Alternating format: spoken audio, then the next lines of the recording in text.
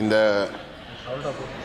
நுண் நிதி மற்றும் கடன் அதிகார சபை ஒன்றை உருவாக்குறதுக்கான இந்த சட்டமூலத்தை விவாதித்து கொண்டிருப்பதில் இந்த விவாதத்தில் கலந்து கொள்வதில் மகிழ்ச்சி அடைகிறேன்.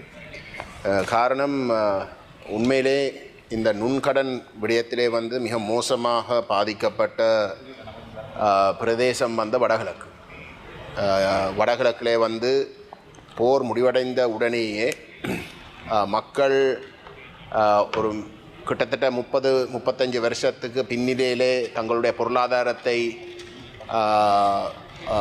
பாதிப்படைஞ்ச ஒரு சூழலில் எந்த விதமான பாதுகாப்புகளும் அண்டைக்கு இருந்த அரசாங்கங்கள் ஏற்படுத்தாமல் நாட்டினுடைய ஏனைய பிரதேசவாழ் மக்களோடு போட்டி போடுற ஒரு நிலைக்கு தள்ளினதால் அவர்கள் நின்று பிடிக்க முடியாத அளவுக்கு அவர்களுக்கு அந்த போட்டித்தன்மை இருந்த ஒரு நிலையில் அவர்கள் பாரிய பொருளாதார நெருக்கடிக்குள் தள்ளப்பட்டிருந்த சூழலில் குறிப்பாக மிகவும் கஷ்டப்பட்ட வர்க்க மக்கள், பெண்கள் தங்களுடைய புருஷர்களை இழந்த நிலையிலே தங்களுடைய வாழ்வாதாரத்தையும் குடும்பத்தையும் பாதுகாக்கிறதுக்கு தள்ளப்பட்ட ஒரு நிலையில் இந்த நுண்கடனில் சிக்கப்பட்டு மிக மோசமாக பாதிக்கப்பட்ட ஒரு நிலை தான் வடகிழக்கில் இருந்தது.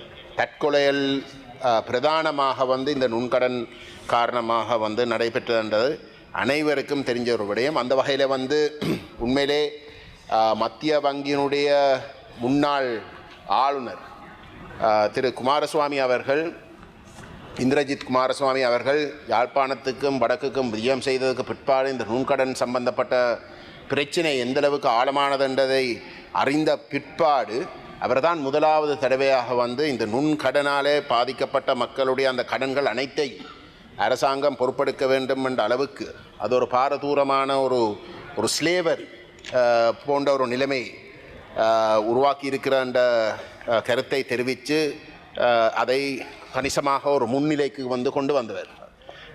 அந்த வகையில் இந்த நுண்கடன் நுண் நிதி சம்பந்தப்பட்ட விடயங்களை கையாளுறதுக்குரிய சட்ட மூலங்கள் கொண்டு வரணும் என்றதை நான் உட்பட எங்களுடைய வடகிழக்கை சார்ந்த பாராளுமன்ற உறுப்பினர்கள் வலியுறுத்தி வந்திருக்கணும் என்றது இங்கு பதிவு செய்ய வேண்டும்.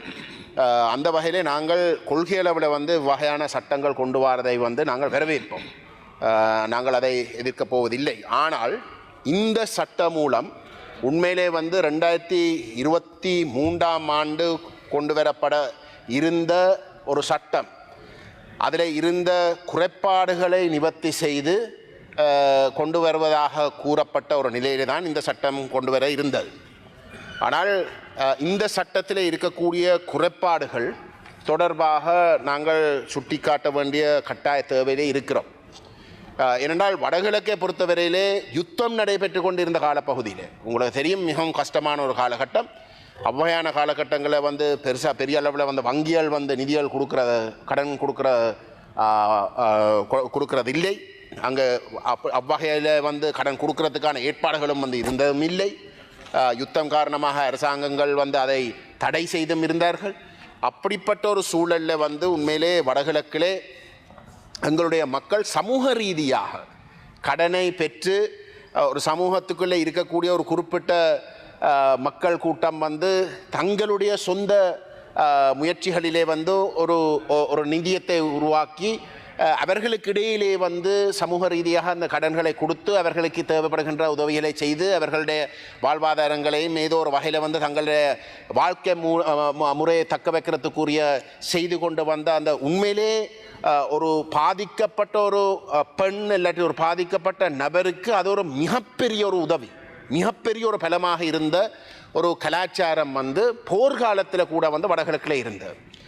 Community paste providers, credit providers என்று சொல்லுவார்கள். அது மிகப்பெரிய அளவில் எங்களுக்கு ஒரு பலத்தை கொடுத்த, அந்த மக்களுக்கு பலத்தை கொடுத்த ஒரு முறைமை. ஆனால் இந்த வரவு அந்த முறைமையையும் கூட பாதிக்கும். ஏனென்றால் கடன் கொடுக்கிறது வட்டிக்கு கூட இல்லாமல் வட்டிக்கு கொடுக்காமல் ஒரு 10 பேர் 15 பேர் ஒரு கிராமத்தில் ஒரு சமூகத்தில் இருந்து கொண்டு தாங்கள் போடுகின்ற தாங்கள் சேகரிக்கிற நிதியை தங்களுக்கிடையிலே மட்டும் வட்டி எதுவும் கட்டாமலே வந்து கொஞ்சம் உதவியில செய்து அதை சுழற்சி முறையில் வந்து பங்கிடுற விஷயத்தை கூட இந்த சட்டமூலம் வந்து உள்வாங்கிறதாக இருந்தால் அவர்களுக்குரிய அந்த பணி செய்ய இயலாத ஒரு நிலைக்கு தள்ளப்படும், செய்ய இயலாத நிலைமைக்கு தள்ளப்படும். ஆகவே அது நிச்சயமாக வந்து அந்த மக்களை பாதிக்கக்கூடாது. அது உண்மையிலே வந்து ஒரு பலப்படுத்த வேண்டிய ஒரு விஷயமே தவிர வந்து அதை கட்டுப்படுத்துகின்ற ஒரு விஷயமாக இருக்கக்கூடாது. ஆகவே நான் தயவுடன் வந்து கேட்டுக்கொள்கின்றேன், இந்த சட்டத்தில் வந்து ஒரு திருத்தம் அவசரமாக வந்து கொண்டு வந்து இன்றைக்கு இதை நிறைவேற்றாமல் வந்து அந்த கம்யூனிட்டி கிரெடிட் ப்ரொவைடர்ஸ் என்ற விடயத்தை இந்த சட்டத்தில் இருந்து வெளியில் எடுக்க வேணும் என்று நான் தயவுடன் கேட்டுக்கொள்கின்றேன். ஏனென்றால் அப்படி செய்யாவிட்டால் வந்து எங்களுக்கு வடகிழக்கில் வந்து மிகவும் மோசமாக பாதிக்கப்பட்ட மக்கள், அதுவும் பெண்களுடைய அந்த வாழ்வாதாரத்தை வந்து கேள்விக்குட்படுத்துகின்ற ஒரு விஷயமாக நிச்சயமாக வந்து மாறும். அது மட்டும் இல்லாமல் இந்த சட்ட மூலத்தில் வந்து கிட்டத்தட்ட 90% நுண்கடன் பெறுகின்றதில் வந்து கிட்டத்தட்ட 85க்கும் 90% பெண்களாக இருக்கவும் இந்த அத்தாரிட்டி இந்த அதிகார சபையில் வந்து அவர்கள் கடமைக்காக மட்டும்தான் பெண்கள் சேர்க்கப்பட்டிருக்கிறார். அது முதலாவது பிரதான விமர்சனம். ஏனென்றால் அந்த பெண்களுடைய சூழல், அவர்களுக்கு இருக்கக்கூடிய அந்த நிலைமைகளை வந்து விளங்கிக் கொள்றதுக்கு வந்து அவர்களுடைய பங்களிப்புன்றது தான் மிக முக்கியம். அது இந்த சட்டம் வழங்கவில்லை. The bill destroys grassroots and community credit mechanisms by subsuming them under money lending. Grassroots community organizations founded on the principles of solidarity, mutual aid, participatory governance and economic justice are not money lenders operating for profit. அவர்கள் வந்து ஏதோ ஒரு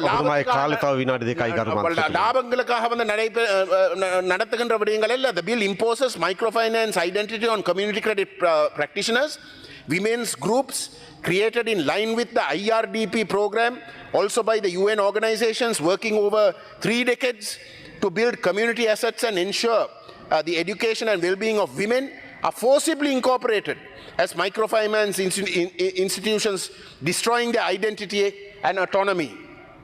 Despite consumer protection being the core objective, the bill fails to introduce legal enforcement mechanisms to ensure it. Nor does the bill establish regulations to curb profit-driven lending. The bill proposes to expand, this is very important, Honorable Member, the bill proposes to expand the outreach of the Credit Information Regulatory Bureau to the grassroots. Predatory microfinance lending by big finance companies has harmed the credit profile of low-income borrowers and enrolled them in the CRIB as bad debtors. More than 85% of rural people are in the CRIB as bad debtors unable to access cheap and safe credit. Expanding the CRIB without addressing the financial disenfranchisement of the low-income people will aggravate the problems by pushing them permanently into the hands of money lenders, Honorable Presiding Member. The right to communities to collectively organize credit is not a novel concept, but a fundamental tradition and a right now enshrined in the international law. The UN Declaration on the Rights of Peasants and Other Working and Rural Areas, UNDROP, adopted on the 17th of December 2018, upholds these collective community rights while recognizing how such collective rights as well as community property or the commons in everyday parlance have been expropriated and are under threat as a result of neo-liberal reforms. Therefore, Honorable Presiding Member, these community-based credit providers must be made exempt from this act. You can bring some other law to try and regularize their provisions, but certainly them coming under microfinance, this particular act is going to disenfranchise them. It is going to seriously affect the women and extremely low vulnerable members, particularly in the war-affected North and the East. I just wish to raise one other matter, Honorable Member. this microfinance, even with this regards to the microfinance, assuming that we are willing to accept this bill, any case filed against defaulters is done by organizations where they are registered office. So if the registered office is in Colombo, but the loan is given to somebody in Jaffna, that person has to come to Colombo. That is completely ridiculous. Microfinance is primarily targeting the most vulnerable sections of society. To expect someone from one end of the country simply to come all the way to Colombo, simply because those financial institutions are registered in Colombo and not filing those recovery processes in those respective areas where the defaulters are, you are effectively making it impossible for them to come and defend themselves. You are making it impossible for them to come and defend themselves. So I plead that the civil procedure court must be amended, particularly with regards to where the cases are filed. It must be filed in the areas that can help these people to defend themselves and not disenfranchise them in the way that they are currently being disenfranchised.